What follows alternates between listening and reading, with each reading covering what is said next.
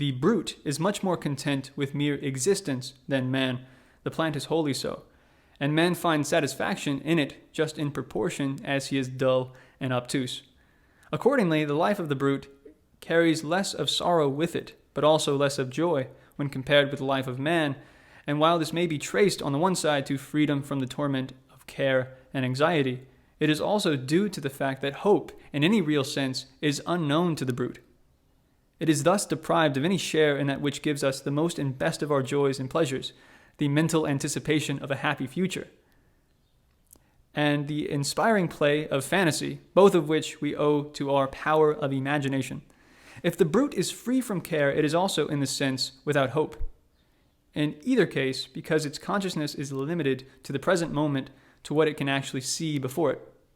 The brute is an embodiment of present impulses, and hence, what elements of fear and hope exist in its nature, they do not go very far, arise only in relation to objects that lie before it and within reach of those impulses, whereas the man's range of vision embraces the whole of his life and extends far into the past and future. Following upon this, there is one respect in which brutes show real wisdom when compared with us. I mean their quiet, placid enjoyment of the present moment. The tranquility of mind which this seems to give them often puts us to shame for the many times we allow our thoughts and our cares to make us restless and discontented. And in fact, those pleasures of hope and anticipation which I have been mentioning are not to be had for nothing. The delight which a man has in hoping for and looking forward to some special satisfaction is a part of the real pleasure attaching to it enjoyed in advance. This is afterwards deducted, for the more we look forward to anything, the less satisfaction we find in it when it comes. But the brute's enjoyment is not anticipated, and therefore suffers no deduction, so that the actual pleasure of the moment comes to it whole and unimpaired. In the same way, too, evil presses upon the brute only with its own intrinsic weight, whereas with us, the fear of its coming often makes its burden 10 times more grievous. It is just this characteristic way in which the brute gives itself up entirely to the present moment that contributes so much to the delight we take in our domestic pets. They are the present moment personified, and in some respects they make us feel the value of every hour that is free from trouble and annoyance, which we, with our thoughts and preoccupations, mostly disregard. But man, that selfish and heartless creature, misuses this quality of the brute to be more content than we are with mere existence, and often works it to such an extent that he allows the brute absolutely nothing more than mere bare life. The bird which was made so that it might rove over half of the world, he shuts up into the space of a cubic foot, there to die a slow death in longing and crying for freedom. For in a cage it does not sing for the pleasure of it. And when I see how many man misuses the dog, his best friend, how he ties up this intelligent animal with a chain, I feel the deepest sympathy with the brute and burning indignation against its master. We shall see later that by taking a very high standpoint, it is possible to justify the sufferings of mankind. But this justification cannot apply to animals whose sufferings, while in a great measure brought about by men, are often considerable even apart from their agency. And so we are forced to ask, why and for what purpose does all this torment and agony exist? There is nothing here to give the will pause. It is not free to deny itself and so obtain redemption. There is only one consideration that may serve to explain the sufferings of animals. It is this, that the will to live, which underlies the whole world of phenomena, must, in their case, satisfy its cravings by feeding upon itself. This it does by forming a gradation of phenomena, every one of which exists at the expense of another. I have shown, however, that the capacity for suffering is less in animals than in men. Any further explanation that may be given of their fate will be in the nature of hypothesis, if not actually mythical in its character, and I may leave the reader to speculate upon the matter for himself. Brahma is said to have produced the world by a kind of fall or mistake, and in order to atone for his folly, he is bound to remain in it himself until he works out his redemption. As an account of the origin of things, this is admirable. According to the doctrines of Buddhism, the world came into being as the result of some inexplicable disturbance in the heavenly calm of nirvana, that blessed state obtained by expiation, which had endured so long a time, the change taking place by a kind of fatality. This explanation must be understood as having at bottom some moral bearing, although it is illustrated by an exactly parallel theory in the domain of physical science, which places the origin of the sun in a primitive streak of mist, formed one knows not how.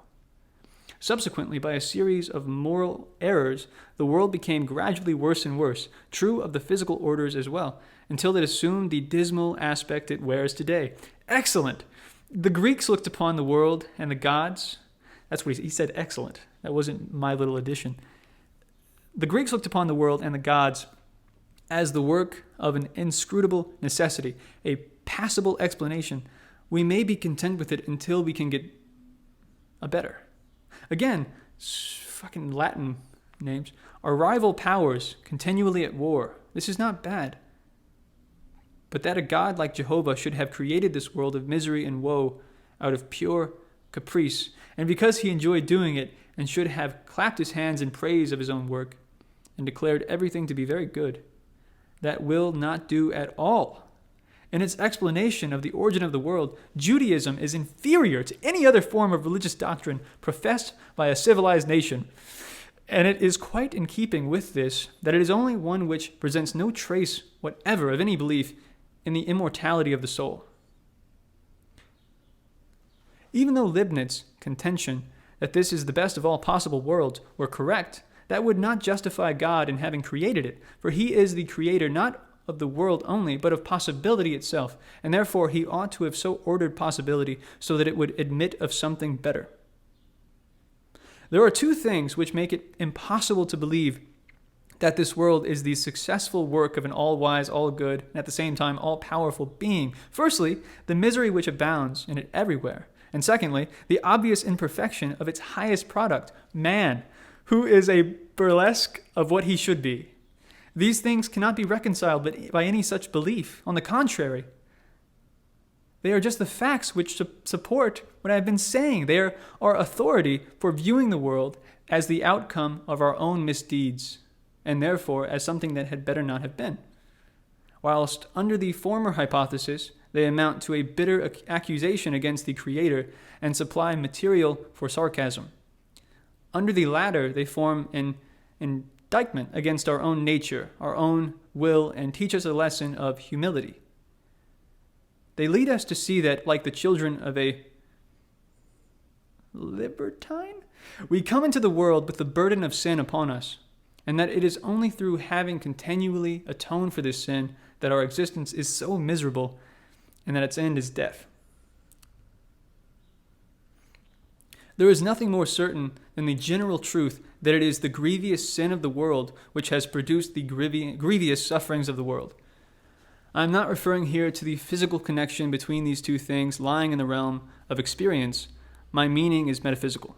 Accordingly, the sole thing that reconciles me to the Old Testament is the story of the fall.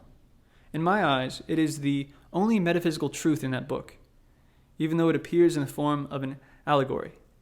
There seems to me no better explanation for our existence than it is the result of some false step, some sin of which we are paying the penalty. It's a steep penalty. I cannot refrain from recommending the thoughtful reader a popular, but at the same time profound treatise on the subject by Claudius, which exhibits the essentially pessimistic spirit of Christianity. It is entitled, "Cursed is the ground for thy sake." Between the ethics of the Greeks and the ethics of the Hindus, there is a glaring contrast. In the one case, with the exception, it must be confessed, of Plato, the object of ethics is to enable a man to lead a happy life. In the other, it is to free and redeem him from life altogether.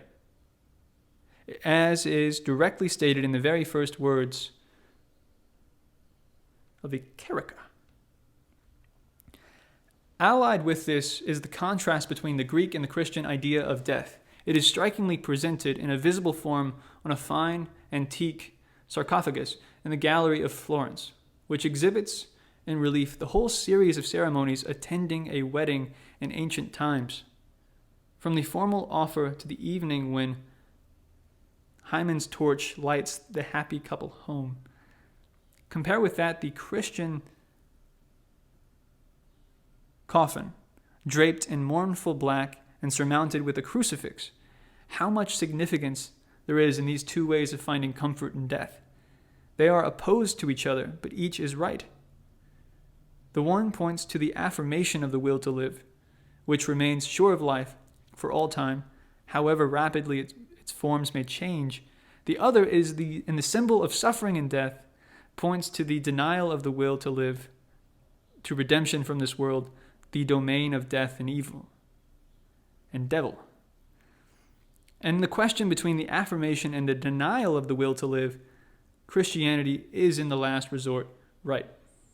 If you want a safe compass to guide you through life and to banish all doubt as to the right way of looking at it, you cannot do better than accustom yourself to regard this world as a penitentiary, a sort of penal colony, as the earliest philosopher called it. Amongst the Christian fathers, Origen, with praiseworthy courage, took this view, which is further justified by certain objective theories of life. I refer not to my own philosophy alone, but to the wisdom of all ages as expressed in Brahmanism and Buddhism, and in the sayings of Greek philosophers like and Pythagoras, and also by Cicero, and his remark that the wise men of old used to teach that we come into the world to pay the penalty of crime committed in another state of existence. A doctrine which formed part of the initiation into the mysteries.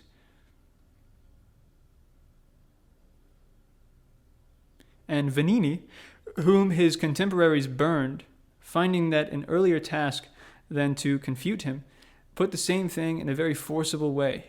Man, he says, is so full of every kind of misery that, were it not repugnant to the Christian religion, I should venture to affirm that if evil spirits exist at all, they have posed into human form and are now atoning for their crimes. And true Christianity, using the word in its right sense, also regards our existence as the consequence of sin and error. If you accustom yourself to this view of life, you will regulate your expectations accordingly, and cease to look upon all as disagreeable incidents, great and small, its sufferings, its worries, its misery, and anything unusual or irregular. Nay, you will find that everything is as it should be, in a world where each of us pays the penalty of existence in his own peculiar way. Amongst the evils of a penal colony is the society of who form it. And if the reader is worthy of better company, he will need no words from me to remind him of what he has to put up with at present.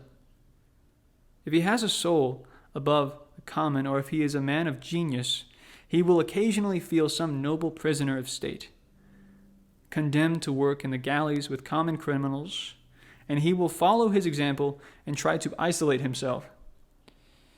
In general, however, it should be said that this view of life will enable us to contemplate the so-called imperfections of a great majority of men, their moral and intellectual deficiencies, and the resulting base type of countenance, without any surprise, to say nothing of indignation, for we shall never cease to reflect where we are, and that the men about us are being conceived and born in sin, and living to atone for it. This is what Christianity means in speaking of the sinful nature of man.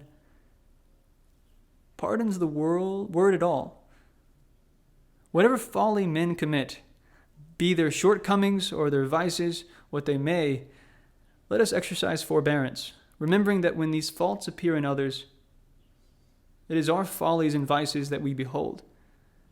They are the shortcomings of humanity, to which we belong, whose faults, one and all, we share. Yes, even those faults at which we now wax so indignant, merely because they have not yet appeared in ourselves.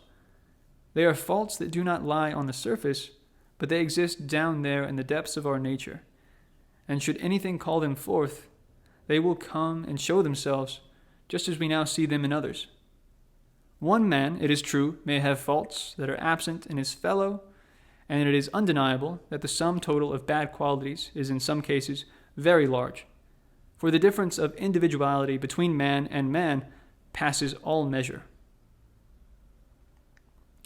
In fact, the conviction that the world and man is something that had better not have been is of a kind to fill us with indulgence towards one another. Nay, from this point of view, we might well consider the proper form of address to be not Monsieur, Monseigneur, Monsieur, c'est mein Herr. I don't know how to fucking speak, but my fellow sufferer. This may perhaps sound strange, but it is in keeping with the facts.